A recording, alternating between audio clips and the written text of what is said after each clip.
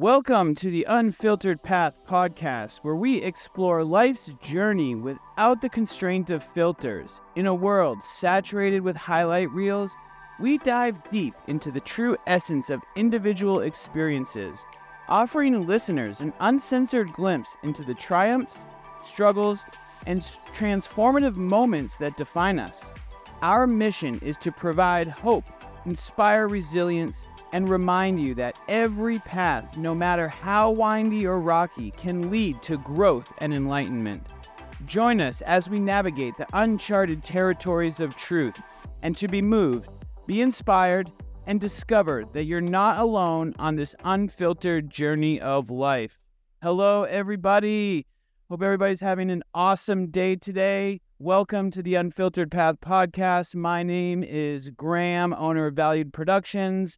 My company works to produce and implement video marketing strategies, and I'm excited to be joined by my co-host today. Hello, my name is Trinity Baker. I am a mindset coach and motivational speaker. I take people from survival mode to thrival mode through my coaching and Ignite Your Life program. And I'm joined here today with my co-host. Hi, my name is Danielle Hirsch. I'm the owner of Aerial Jade. I am an aerialist. That's a fancy term for performing suspended in the air. I'm also an educator, so I teach others to do it as well. And today we are joined here with our amazing guest. Hi, I'm Cheryl Evans with the Business Witch Academy. I believe that the best way to predict your future is to create it. So I help small business owners manifest abundance in their businesses with action-oriented, results-driven coaching, advice, and training. I love that, Cheryl. And that is literally why every single one of us gets into business. One of the many reasons, but is to create our own future. Because you are so right. That is the only way that we can predict our future is to create it. So that's beautiful.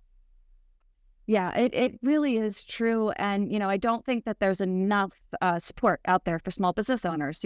So often people just are really good at the thing that they do and decide they're going to go out and do it on their own.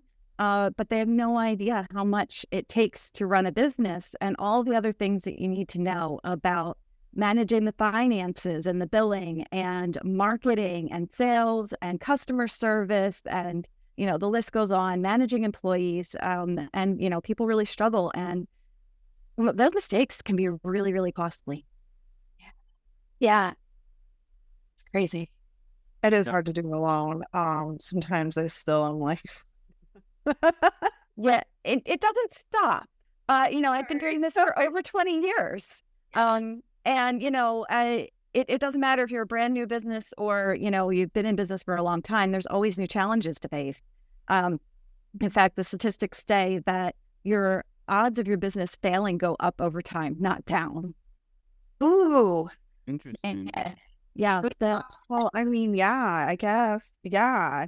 Because, all I can think of is like Blockbuster. Whenever that conversation comes up, my brain just goes to that first.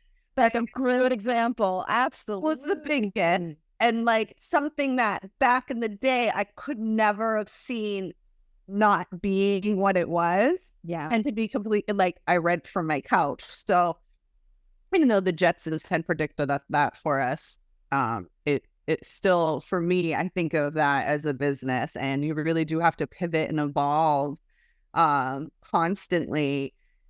I'm just, in my world, it means I physically have to be growing all the time, which is kind of a pressure now that I'm a few years in, that I'm like, oh.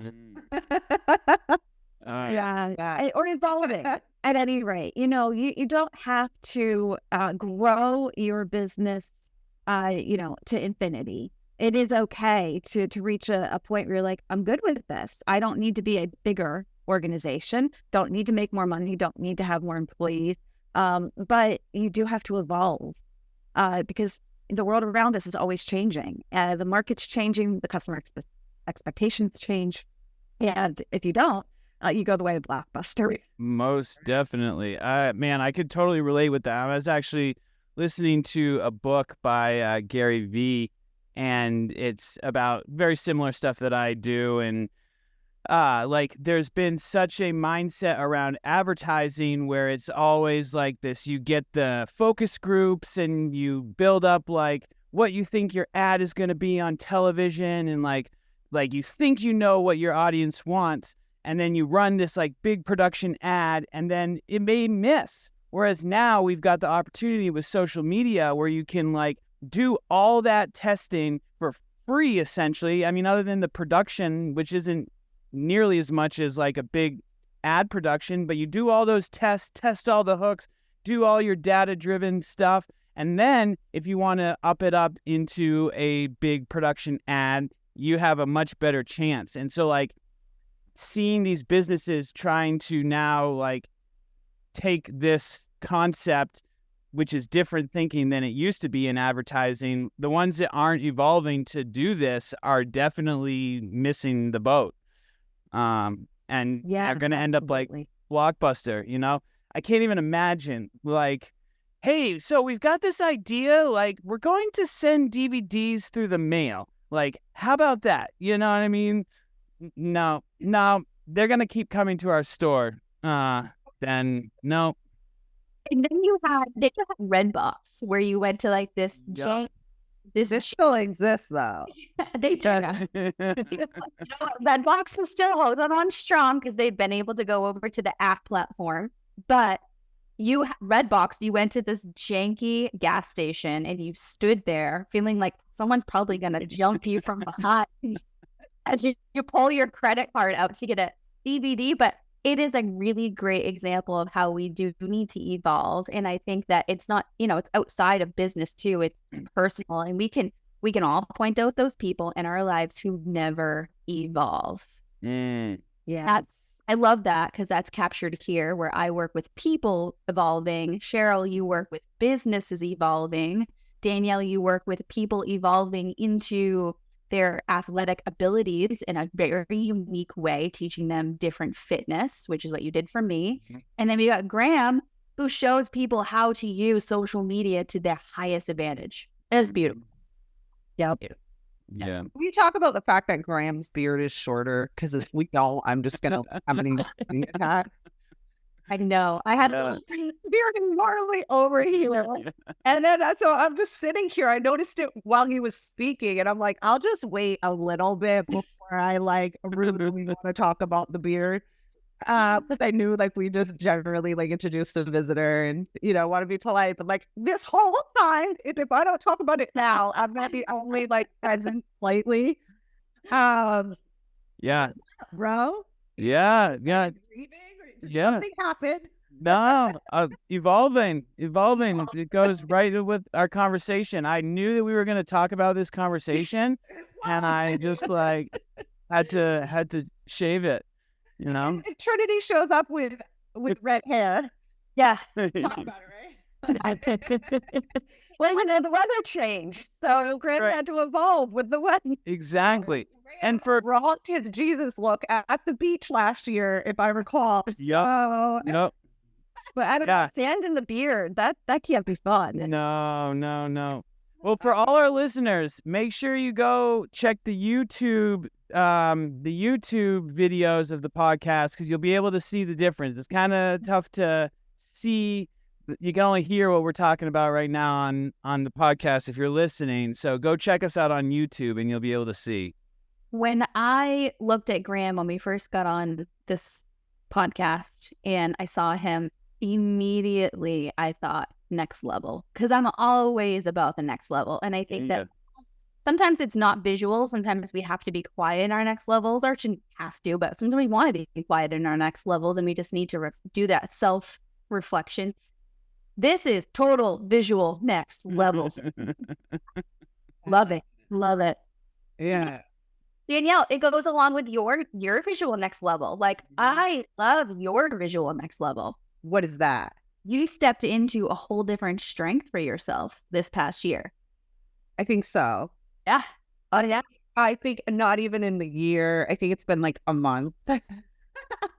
I don't know.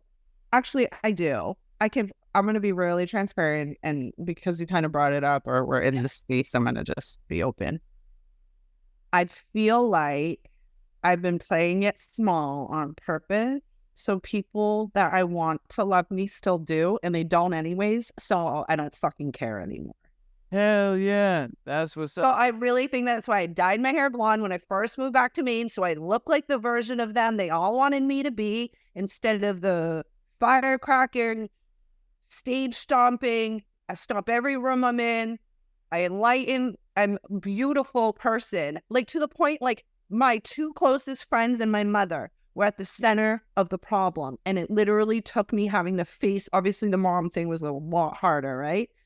And now I just don't freaking care. So I might as well be as bright as I possibly can be, because they were going to avoid seeing it anyways. Let your light shine. I love that. Yes, I was just talking to a client and I was like, look, May, June, I will mark May, June as these months where we make these big shifts in our identities, because it just plays out every time. I see this happen. We make big decisions. This is where my big decisions come from, personally and professionally. Cheryl, you've been a business coach for 20 years. Yep. You've seen this in business. Tell us a little bit about what you see in this shift, this era where we kind of evolve into like this new level, next level of business. Where do you see? Well, for as much as we are removed from nature in our day-to-day lives anymore in this modern world, we are still absolutely in tune with it on a more subconscious level. And spring is all about growth. And so it really tracks that spring is the time that people start thinking about making changes and growing, not just their business as far as scale, but our people, ourselves. And, growing as people and becoming the people that we want to be. Authenticity in our businesses and in our marketing is always a really big topic. And I'm sure Trinity, working with people in their personal lives, that authenticity is a big thing too, because there's so much societal pressure for us to conform. And it's really, really difficult to push back against that, but it's so important and it's so freeing. It's so interesting you mentioned that, the societal and like to conforming and like the pushing against it. And like part of me was definitely like that. Like, I'm a creative person. Like it's cool to, it's whatever, I'm going to rock this. But there's still like people have associations. And like I was talking with my media buyer and we were like analyzing my ads and like what things are working, what things are not working and stuff like that. And he's like, it's almost like Facebook doesn't like your ad account. And I'm like, well, why is that? He's like, there's sometimes it might think that your beard like might be showing it to some like not the top people that we want to show it to. And I was like, that's really interesting that like there's some algorithmic stuff, because he was like, we had a Hispanic person doing an ad and it ended up showing them to like people that were kind of in that community, but it didn't relate to the business that they were, but the algorithm made the match just because. And so like, it was like interesting. So because I have that long beard, it's kind of, even though I'm pushing back to like be in my true self of like creative, whatever. But there's still that piece there that, it's there whether we like it or not. And it's about how we can adapt and still feel our true selves within that confines of like, what is that kind of society driven visual or whatever. But yeah, it's super interesting you mentioned about that. It's too, if we make enough change internally, it only makes sense that there would be a shift externally. Like Trinity's physical transformation already happened. Like a year ago, we started a different version of you, right? And so that made sense. So it kind of makes sense that, as Ram and I, grow as people, change something aesthetically. Yeah. Yeah, Absolutely. It's that mind body. Last year, I think, was one of the things I had done. Yeah. Yeah. It's mind body spirit connection. Like everything's interconnected. You can't change one thing without it having knock-on effects to other things. And I think that's a really important concept for people to grasp when they're looking at change. so often there's this focus in our society on, get rid of the bad parts of yourself, whatever bad might be. Right. And you can't. You are who you are. And I'm not saying you can't change things, but in my experience, it's more like the two sides of a coin. And so often, the best parts of ourselves, the things that we like the most, that bring us the most joy and success in life and in business, those things that other people seem to like the most, are intrinsically tied to those things that cause us the most challenges. And you can't get rid of one without the other. And it's not about getting rid of anything. It's about managing those things.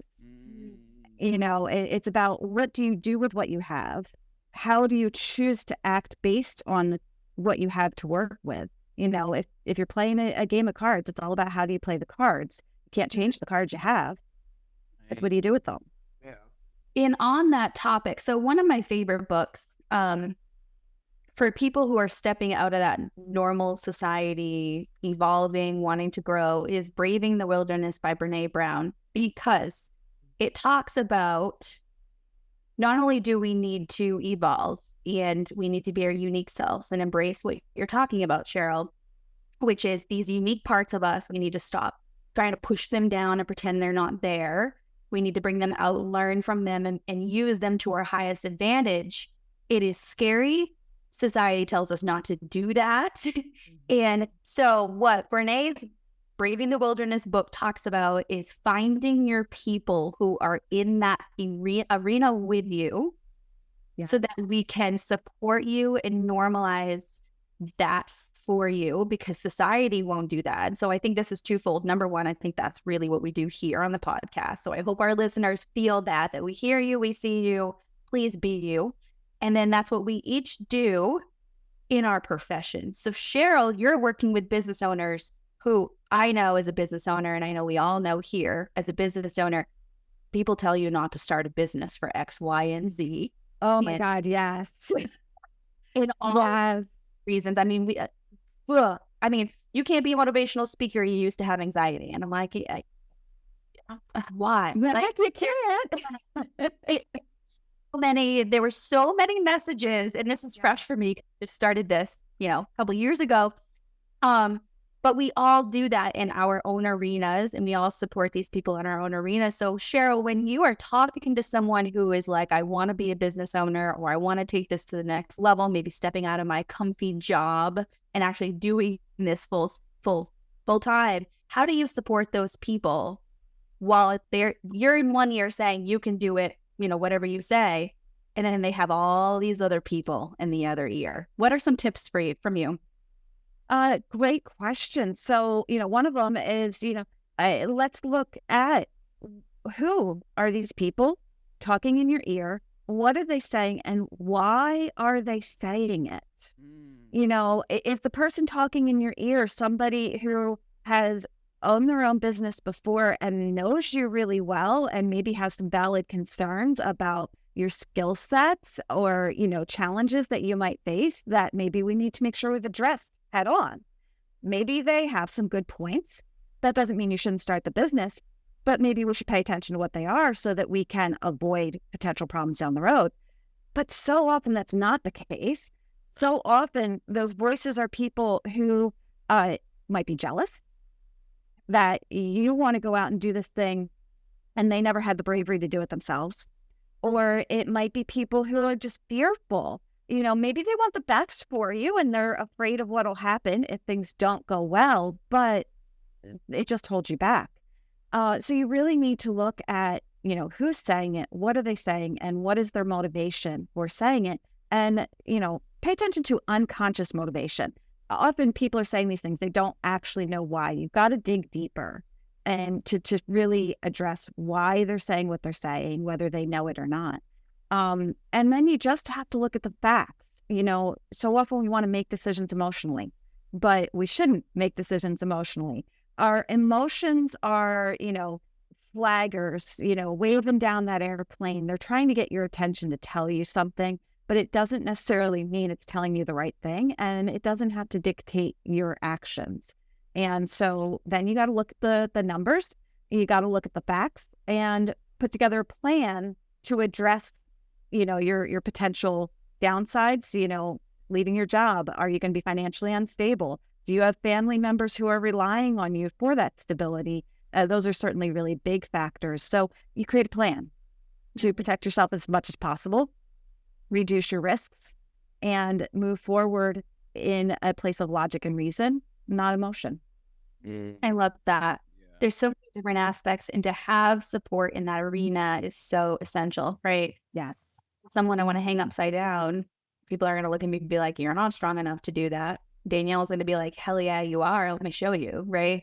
I remember saying, there is no way I'm getting on video. No way. And Graham was like, hell yeah, you are. Let's do it, right? So I love that there's so many professionals out there that can offer you that support in the arena that you are in, where you are constantly being flooded by voices and people who do love you and want the best for you in many cases, but they're not in that freaking arena. And so you have to be careful who you're listening to. And I love that. I hope that this space gives people that opens that door to let you see. I hope our listeners, you're hearing that it's scary, but when you have the right support, it's a little less scary. Absolutely. I was asked a really great question the other day. Somebody asked me, when is the right time to get a business coach?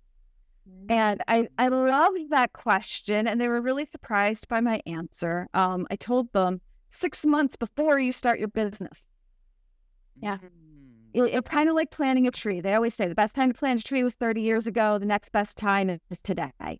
And the same is true for a business coach. The best time to get a business coach is before you've opened your business, and the next best time is today. You can't have a business coach too early. You absolutely can get one way too late. And more often than not, people go looking for a business coach way too late.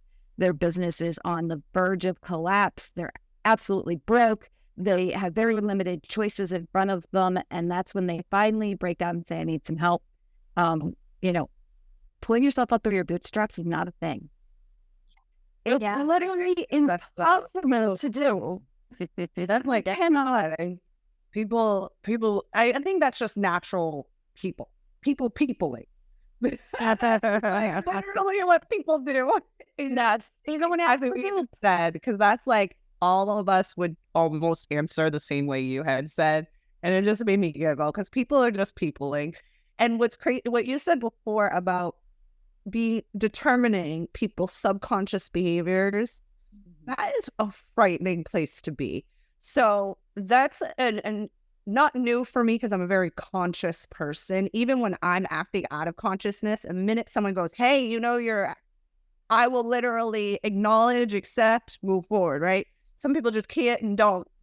And that can be hard. So I'm reading right now The Laws of Human Nature, which is essentially about human behavior and the ugly side of it too, like not the greatest part. And subconsciously, we have like non-players on Earth, I feel like. Yeah. 100%. Yes. % non-players who literally exist. Yeah. They exist. They don't know what they're doing, why they're doing it. They're just doing it. Yes, 1,000%. Pattern. So the neurodivergent kind of studies are really showing that some people act on pattern. They get their dopamine hit for accomplishing such pattern, and that's enough for them. And then they spend 40 years doing pattern. And that's what it is. And then, so I feel like not to be rude, because those people love people. Oh, yeah. Care of people. So there's all this value to them. However, there's also a group of people just outside of that want to create the reality we all are existing in. And it's hard to be a part of said group, and it's even harder to acknowledge, witness, and process people's subconscious non-activity. And it is so hard. It's a blessing and a curse. And these people definitely have opinions. And I just wanted to point out that one specific thing because it is so much harder to manage through. At least, it's even harder to consciously know why people are doing said behavior, and they'll never like acknowledge it, Oh yeah. it's For like sure. brutal. That's the arena. That's where you say, okay, I'm not in that arena. I'm going to go over to a different arena. It's like trying to play, and I'm not sports at all, but it's like trying to play football with baseball players. Like, Yeah. two total different things. You know what is one of the hardest things, and I see this with so many clients, is when they grow, they're getting into a different arena, and they're like, oh shit, these other people that are in my current arena, I'm not fitting with them anymore. And that's hard. It's very hard to leave that comfort zone, even when your comfort zone is uncomfortable. But Danielle, you touched very briefly on neurodivergence, and I love the fact that you're kind of digging into why people do what they do. And if it's okay, I'm going to be just raw and honest here. But I am neurodivergent myself. And so, I've spent a lifetime studying how people behave, why they do the things that they do, in an attempt to figure them out, because to me, none of it makes any sense. None of it comes naturally to me. I'm always kind of on the outside looking in, quizzically, like, why did you just do this thing? So I've spent a lot of time really analyzing what people are doing, why they're doing it, studied psychology and philosophy, and, trying to kind of put those pieces together. But I found that that's also become kind of a superpower for me, to take what could have been a deficit, and often is a deficit. But, by studying it, I've learned how to break down people's behaviors, and break things into bite-sized pieces and step-by-step instructions that other people maybe aren't able to do, or make connections that other people can't see, because I'm looking at things at a whole different level than those non-player actors are. And so it makes for a really interesting contrast. And I do actually have an exciting announcement. I haven't shared this anywhere yet. So I'm going to share this here. I have a new coaching program coming out. I believe we're launching at the beginning of July. We're putting the finishing touches on it. But this new coaching program is going to be for business owners or people who want to own a business, who are neurodivergent, who have ADHD and or autism. And I've partnered with a ADHD autism life coach, and we're going to be doing this together to provide support for people like that, because there's so many of them who are entrepreneurs because they just don't fit in that structure of the regular workplace. But all the advice out there for how to run and build a business is really geared towards neurotypical people, and so they need some different support. So true, Cheryl. I freaking love this. One, where our listeners can find more information about that, so we don't lose this. Yeah, it's going to be on my website, businesswitchacademy.com. It'll also be on my social media, and you can find links to all my social media on Business Witch Academy as well. Awesome. Okay. Second note is my son is neurodivergent, and I have this strong, divine, I know that he is going to do epic freaking things in life, and that this will not be a setback. It's going to be a step forward for him. And so I love that you are supporting people who are neurodivergent, because we know that neurodivergence is autism, is ADHD, but neurodivergence, if you are listening, you're like, what the heck is neurodivergent? People who have different brain wiring. And so that is mental health. That is brain injuries. That is literally so many people. PTSD. So many. And these people, they're normal people. A lot of people, there are a lot of disabilities, such as like autism, that you could visually see. But what is so frustrating is that there are so many people who are neurodivergent that you don't look at them and say they're neurodivergent. So here you are trying to treat them and talk to them and interact with them like they're neurotypical, and they're not. And then shove them into this puzzle piece of life, aka one of them being business coaching. We try to shove them into this puzzle piece of life and they don't fit. And we're just like, why will you fit in this hole? And we need the people to step up and say, stop trying to fit this puzzle piece where it doesn't go, and give them another space to be. Yes. Yes. It's knowing a dopamine schedule. So let me enlighten our listeners real quick. It's true. Dopamine is released when you accomplish a task. Traditionally, a neurodivergent person, that does not happen. They are not satisfied at said task. If something else happens and there's confusion, attention needed, even something positive, it doesn't have to be negative, is happening while said activity, we'll say A, the brain will not be satisfied until all activities are now completed, including said A. Yeah.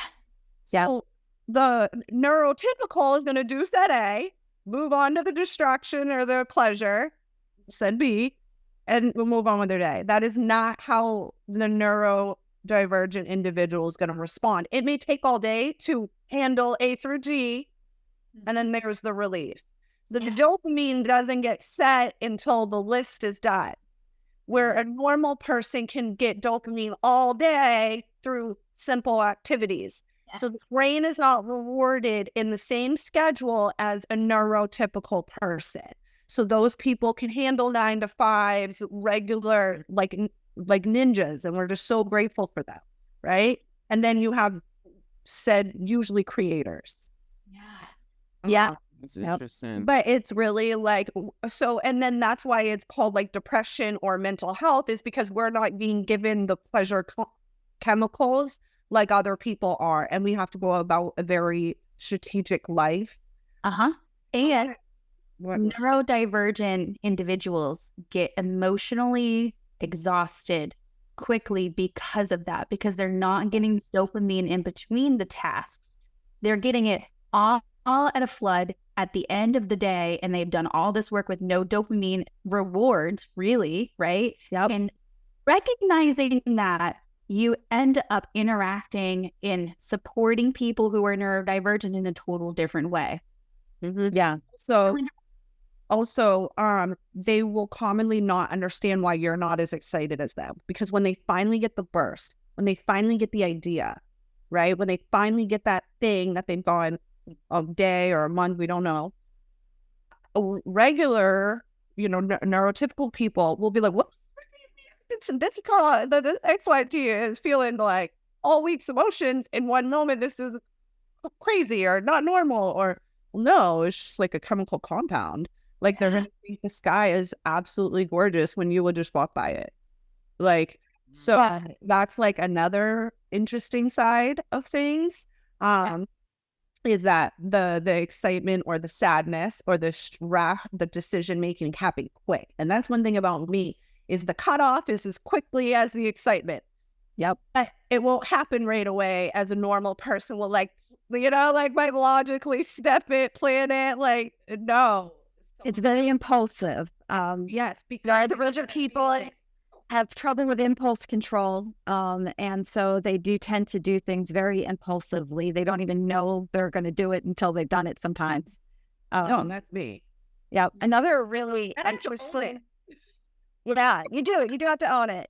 Because sometimes that impulsive decision wasn't the best decision. And I don't think it's a fantastic one. Really true. I think we're just mapping it differently. Oh, yeah, absolutely are. I've got the small signals that I'm going to make X decision, where someone else would have been more calm or rational or planned or a 2-week notice. Right? But the other person had thought of those things. There was just no external visibility to it. And then until the moment. Or you've made connections that other people aren't making. You're playing a game of connect the dots, and you're connecting the dots in a different order.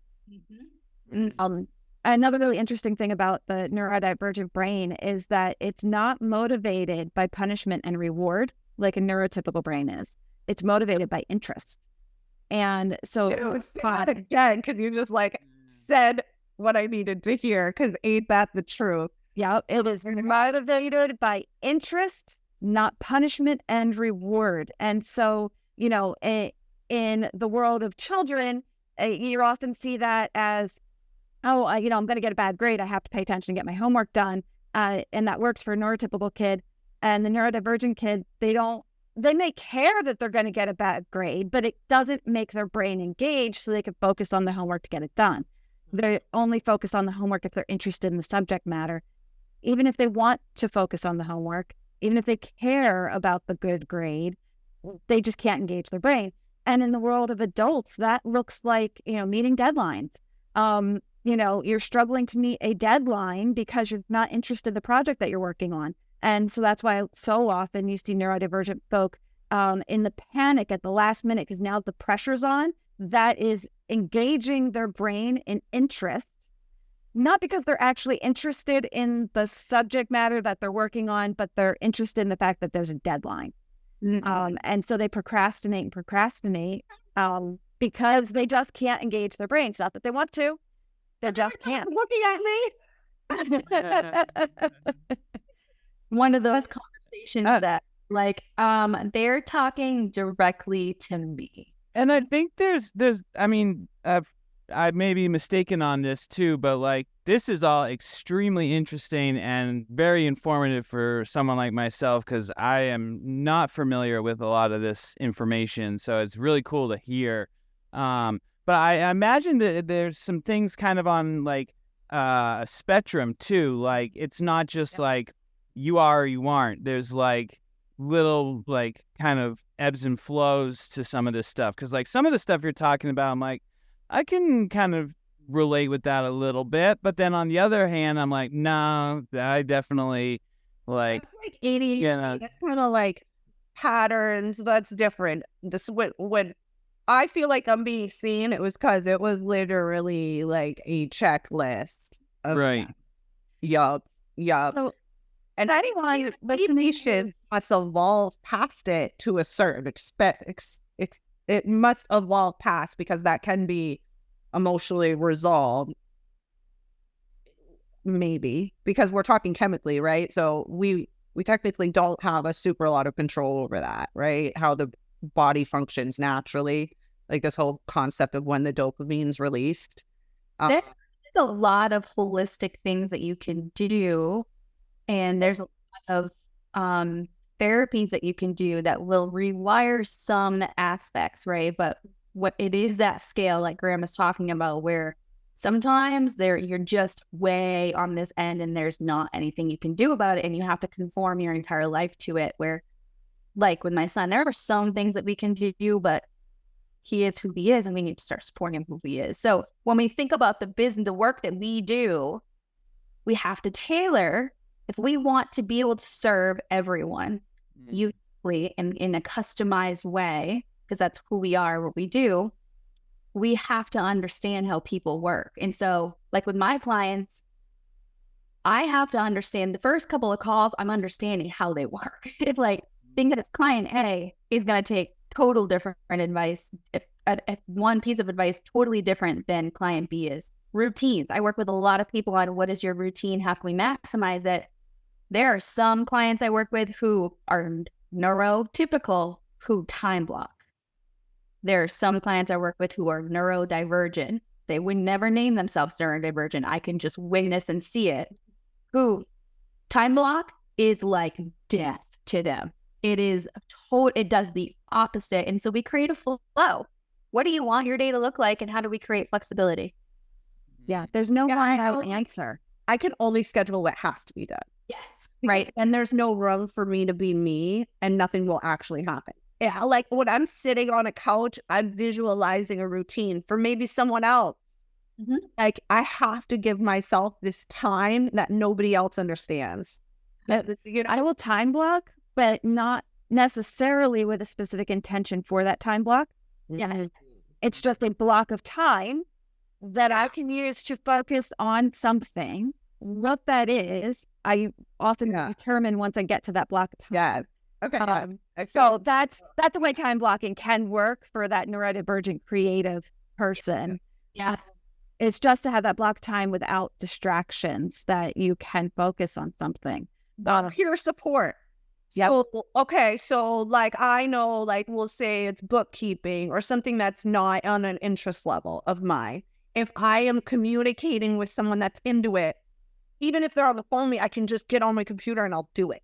Just because I like it. Yes.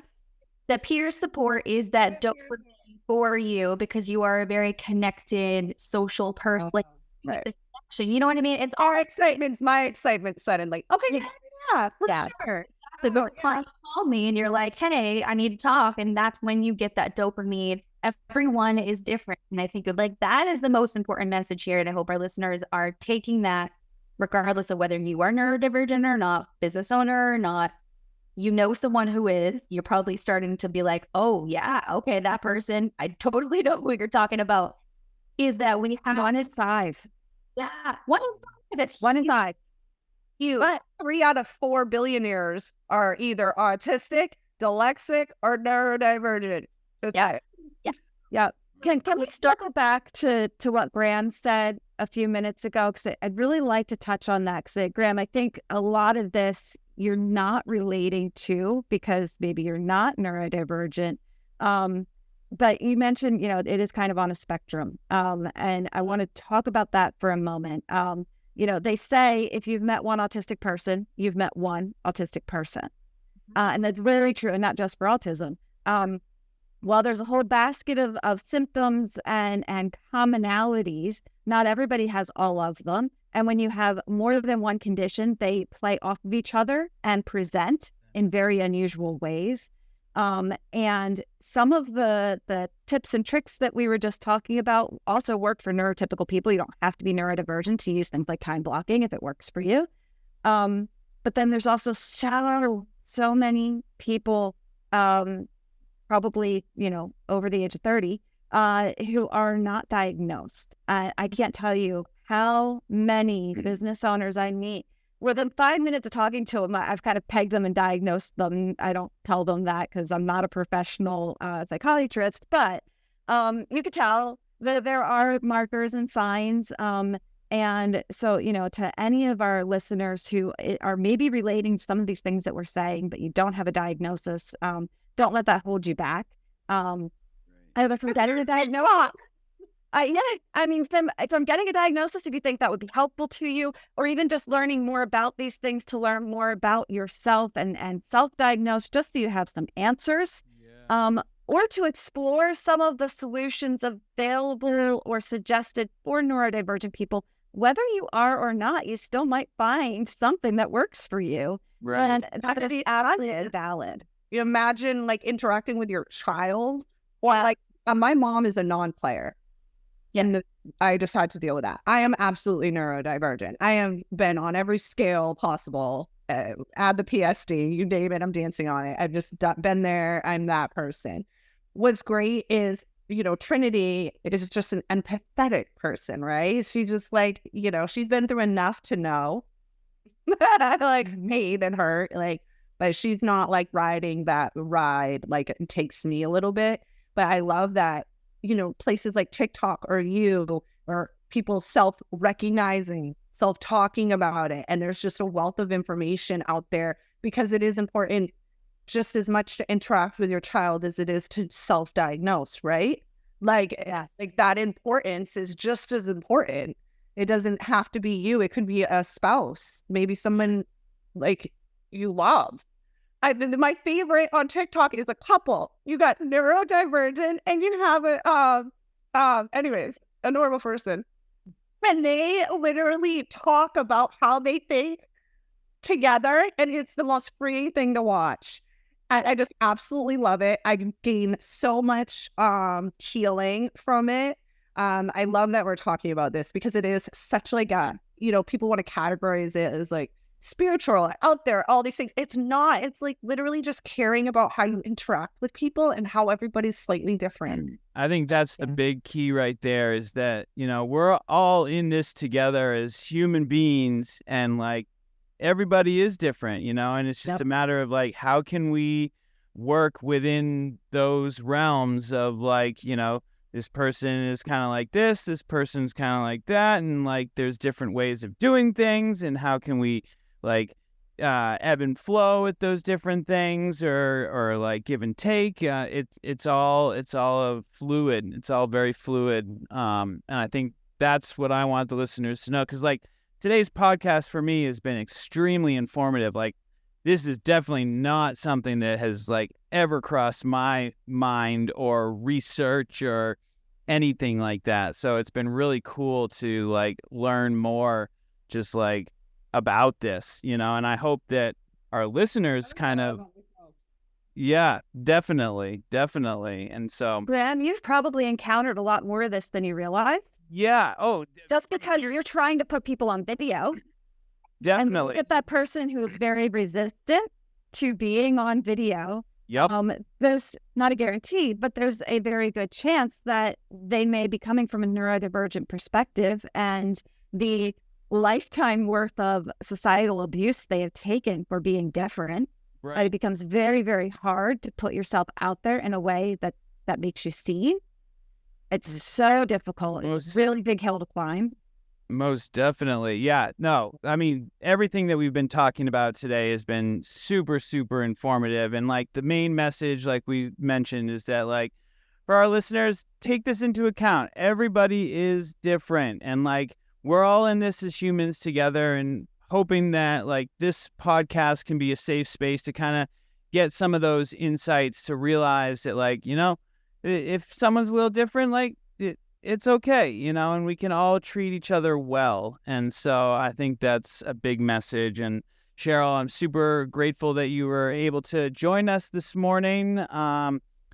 Again, for all our listeners, go follow the Unfiltered Path podcast for more information, to find out about Cheryl's new program and everything. My name is Graham Duval. I'm the owner of Valüd Productions. You can find me on all social medias at VALUD Productions, same thing, valudproductions.com, and joined with my awesome co-host today.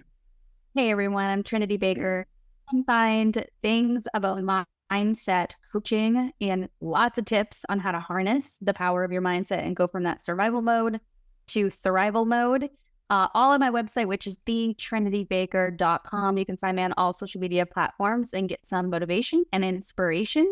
And my content, The Trinity Baker, and I am joined here with my co-host. Hi, my name is Danielle Hirsch. I'm the owner of Ariel J. You can find me on my website, arielj.com. Online, same thing. Ariel is AERIAL. However, I am performing as the other Ariel in July, which I'm super excited for. But to find me, you want to find me as Ariel List. I'm on all major platforms. Please follow the Unfiltered podcast on Instagram. We need to get our numbers up. Please help me. And we are here with our wonderful visitor. Guys, thank you so much for having me today. This was so much fun. I really appreciate it. I am Cheryl Evans with the Business Switch Academy. I currently have a small business group coaching program. You can find that on the website, www.businessswitchacademy.com. Everybody is welcome. And the group that will be available for ADHD, autistic, neurodivergent people, or just people who think they might be, it's okay if you don't have an official diagnosis. That'll be opening up by the end of June. So keep your eye out for that, or shoot me a message, and I'm happy to let you know once that's available. And again, that was www.businessswitchacademy.com. Thank you, guys. Awesome. Thank you, Cheryl. Definitely everybody keep an eye out for that, especially after listening to today's podcast. So go follow the Unfiltered Path podcast, and we will see you all next week. You have a wonderful day.